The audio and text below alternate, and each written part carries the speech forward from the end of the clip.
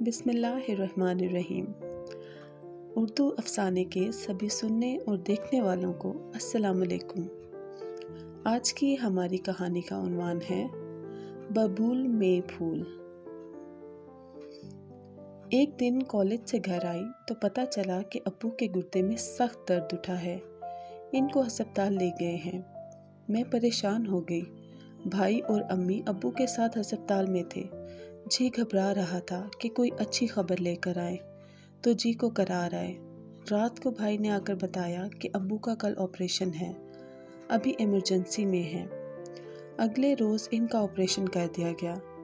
جوں دن گزرتے جاتے پریشانی بڑھتی جاتی تھی، کیونکہ والد صاحب کی کمزوری اتنی بڑی کہ 13 ماہ تک کام پر نہ جا سکے۔ والد کے بزنس میں شریک کار ایان صاحب تھے، وہی اب اکیلے کاروبار سنبھال رہے تھے۔ وہ روز شام کو ابو کی مزاج پرسی کو آتے تھے، علاج کے لیے رقم اور 2-4 باتیں تسلی کی کہہ جاتے تو دل کو بڑی دھارس بن جاتی تھی۔ وہ بظاہر تو اچھے آدمی معلوم ہوتے تھے، لیکن ایک روز انہوں نے کاروبار میں نہ جانے کیا گھپلا بتایا کہ والد کو سراسر نقصان دکھا دیا۔ والد صاحب ایک بیمار انسان تھے، وہ اتنا نقصان برداشت نہ کر سکتے تھے۔ اس پر آپریشن اور بیماری کا خرچہ بھی کافی ہو گیا تھا۔ ایان صاحب نے کچھ روز بعد ان سے کہا کہ نقصان کا آدھا سرمایہ آپ کو فراہم کرنا ہوگا، ورنہ سمجھ لیجئے کہ کاروبار ٹھپ ہے۔ ابو نے کہا، تم میری حالت دیکھ رہے ہو اور حالات بھی تمہارے سامنے ہیں، اتنا روپیہ فی الفور میں فراہم کرنے سے قاصر ہوں۔ ذریعہ روزگار بھی میرا دوسرا کوئی نہیں ہے، کنبے کی کفالت کیوں کر ہوگی؟ تم ہی میری طرف سے روپے کا کوئی صورت انتظام کر دو۔ کاروبار کو چلتے رہنا چاہیے، بزنس میں نفع نقصان تو ہوتا رہتا ہے، اللہ تعالیٰ کا کرم ہو جائے گا اور گھاٹا بھی بالآخر پورا کر لیں گے۔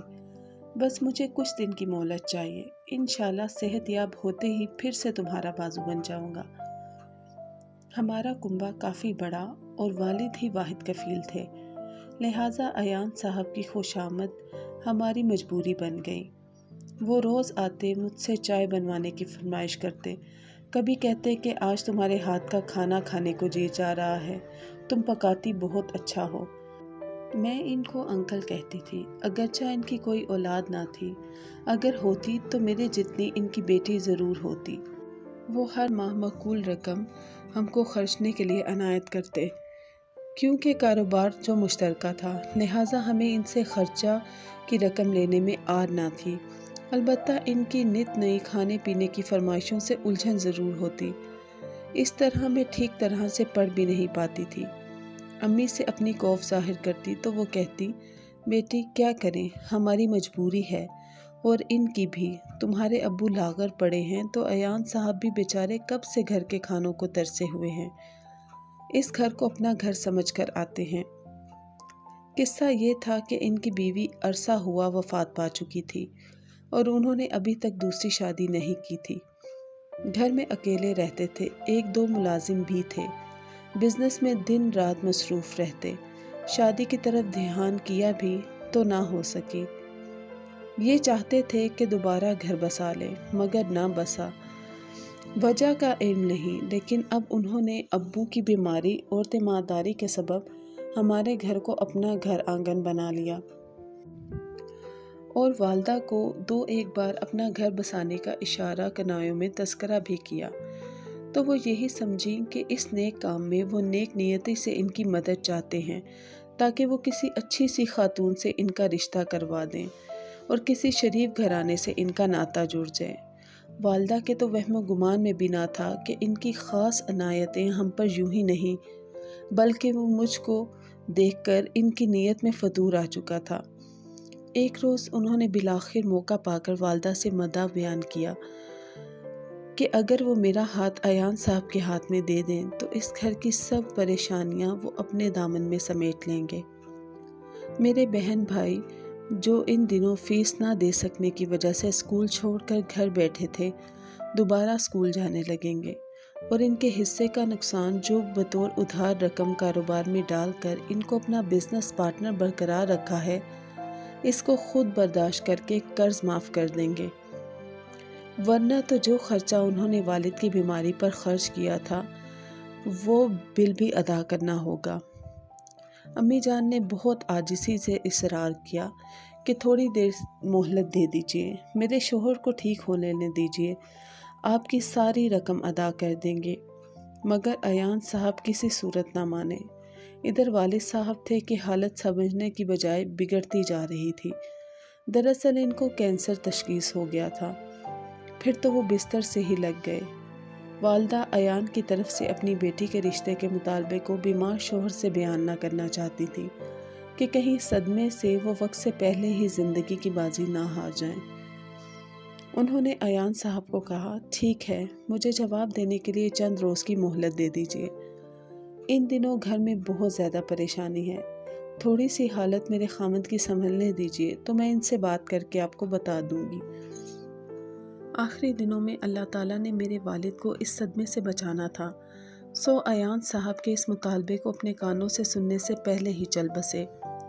میں نے تو شکر کیا کہ اس دنیا سے جانے سے پہلے وہ یہ خبر نہ سن سکے، ورنہ شاید قبر میں بھی ان کے آنسو خشک نہ ہوتے کہ جس دوست کو ہمدرد سمجھتے رہے وہ کس دماغ کو دل میں پال کر ان کے آڑے وقت میں ساتھ دیتا رہا تھا۔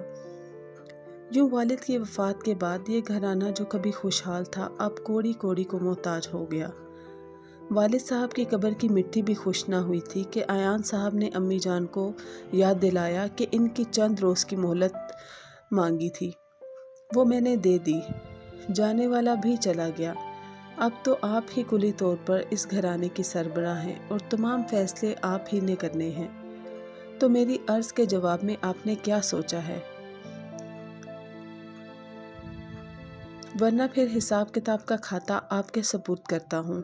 چاہے تو یہ مکان فروخت کر کے میرا قرض ادا کر دیجیے، یا پھر جو بھی صورت ہو مجھے آگاہ فرمائیے گا کہ میں ایک کاروباری آدمی ہوں، زیادہ دنوں تک سرمایہ وصول کیے بنا اپنے کاروبار نہیں چلا سکوں گا۔ میں اور زیادہ آپ کا ساتھ نہ دے سکتا ہوں اور نہ ہی آنا جانا رکھ پاؤں گا کہ دنیا باتیں بنائے گی۔ جس سے تعلق واسطہ تھا وہ تو اللہ کو پیارا ہو گیا۔ بغیر کسی رشتے کے آپ لوگوں سے میل جول پر لوگ مجھ کو غلط سمجھیں گے۔ اسی لیے ایک بار پھر عرض کرتا ہوں کہ اپنی صاحبزادی کا ہاتھ میرے ہاتھ میں دے کر مجھ کو فرزندی میں قبول کر لیجئے، تاکہ لوگوں کے منہ بند ہو جائیں اور آپ کی ساری مشکلات حل ہو جائیں۔ میں آپ کے کنبے کا بیڑا اٹھا لوں گا۔ آپ نے ابھی 3 بچیوں کی شادیاں کرنی ہیں اور 3 لڑکوں کو پڑھانا بھی ہے۔ آپ اکیلی کب تک یہ کشتی کو چلائیں گی؟ ایان صاحب کی طویل تقریر سے والدہ کو چکر آنے لگے۔ وہ مہر لب تھیں مگر آنکھوں سے آنسو بہہ رہے تھے۔ میں ساتھ والے کمرے کے دروازے سے کان لگائے سب سن چکی تھی۔ تب میں نے ہمت کی اور سامنے آ گئی۔ میں نے کہا، ایان صاحب، پہلے آپ کو چچا اور انکل کہتی تھی، مگر اب آپ کے پاکیزہ اور مبارک خیالات معلوم ہو جانے کے بعد رشتے کو متروک کرتے ہوئے آپ کی پیشکش کو قبول کرتی ہوں۔ والدہ عدت میں ہیں، یہ مدت گزر جانے دیجیے، اس کے بعد آپ مٹھائی لے آئیے گا۔ مجھ کو آپ کی پیشکش قبول ہے۔ امی نے بوکھلا کر میری جانب دیکھا۔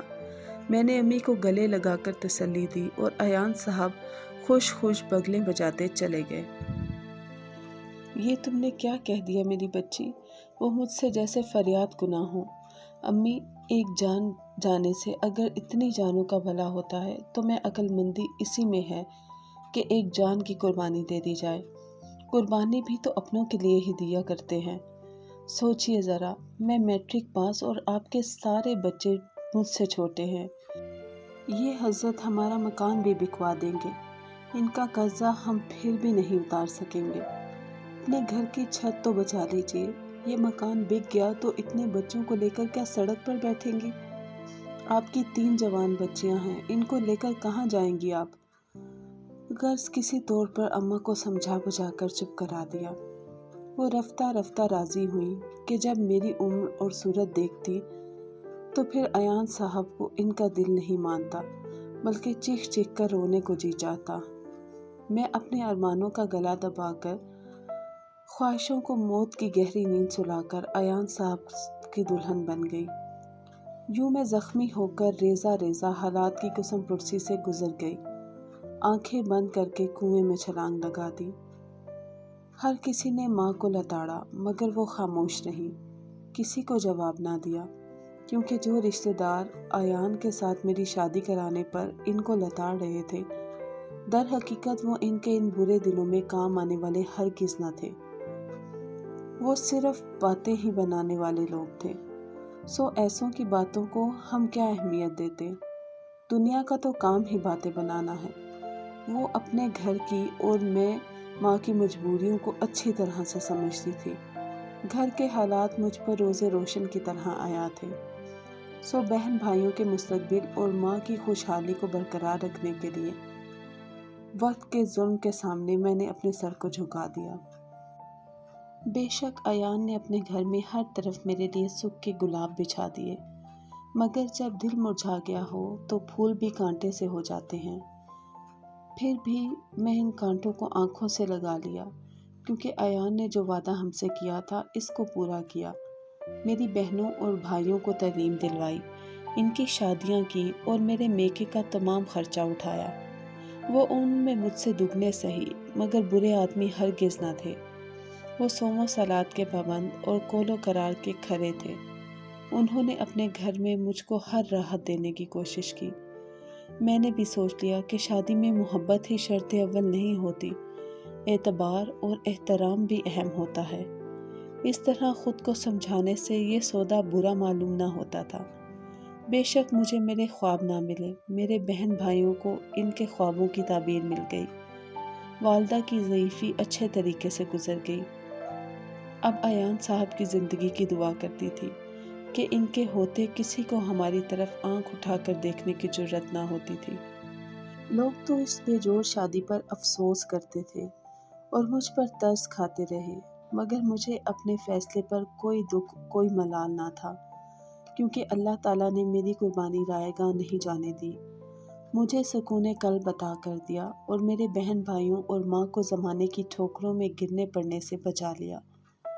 آج ایان صاحب اس دنیا میں نہیں ہیں، لیکن میں ان کی کمی بہت زیادہ محسوس کرتی ہوں۔ سچ ہے، جو دکھ کا ساتھی ہوتا ہے، جو مخلص ہوتا ہے، جو آپ کے لیے عزت بھری زندگی کا اور خوشیوں کا احترام کرتا ہے، اس سے اچھا ساتھی اور کوئی نہیں ہوتا۔